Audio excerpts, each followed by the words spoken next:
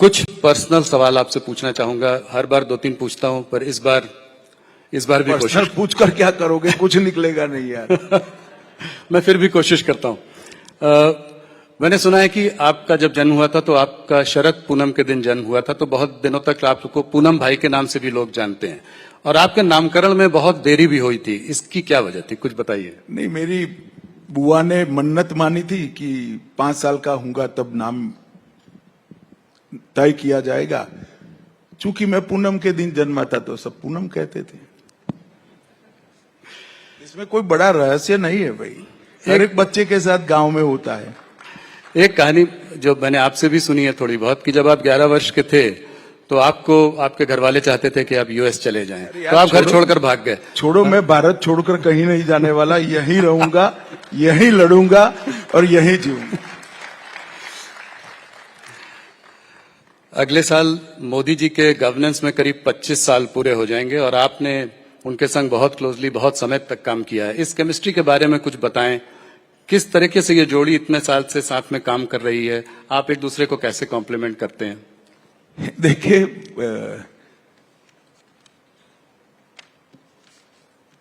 कोई भी दो कार्यकर्ता एक साथ काम करते, एक नेता और कार्यकर्ता एक साथ काम करता है, तो इतने लंबे समय तक काम करते करते एक दूसरे की काम की पद्धति भी समझ में आ जाती है, एक दूसरे का सोचने का ढंग भी समझ में आ जाता है, और एक दूसरे का स्वभाव भी समझ में आ जाता है।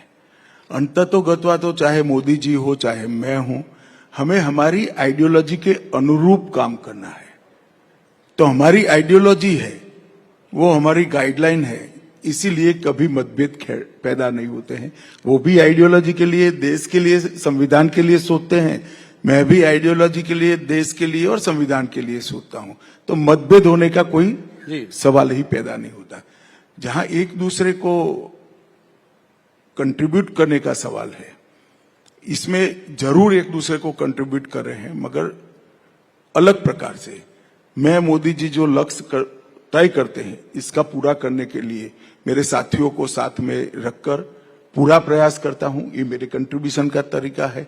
मोदी जी हमारे नेता है, हम सब कार्यकर्ता जो इनके साथ तैयार हुए, इनके नीचे काम कर रहे हैं, वो सभी के छोटी गलतियां हैं, उनको मोदी जी माफ कर सुधारते हैं। तो हमें भी वो कंट्रीब्यूट करते हैं एक तरफ से कंप्लीट बनाने में। तो इस तरह से एक दूसरे का कंट्रीब्यूशन हो ही जाता है। परंतु ये उदाहरण जो आप दे रहे हो नरेंद्र मोदी और अमित शाह का, ऐसे नरेंद्र मोदी के साथ जुड़े हुए इस देश में हजारों कार्यकर्ता है, जिनमें कार्यकर्ता बनाने से लेकर उसको बड़ा सोचने तक, तरीके से सोचने तक की पूरी प्रक्रिया नरेंद्र मोदी जी ने की है, हमारे कई नेताओं ने की है, और ये बहुत बड़ी बात है। और इसी के कारण हम चुनाव अनेक हारे, मगर हमारी पार्टी कभी टूटी नहीं जी।